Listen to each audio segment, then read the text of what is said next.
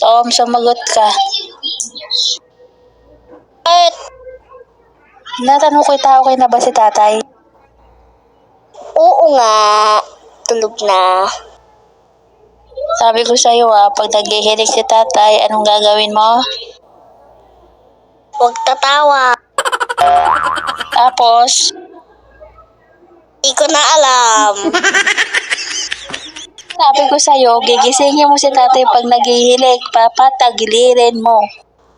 Tandaan mo lagi yan sinasabi ko lagi mong tatandaan, babantayan mo si tatay. Okay? Okay.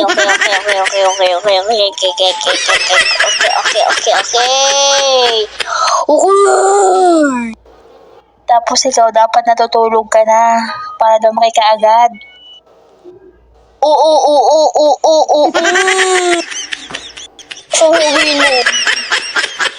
Sahuhin mo.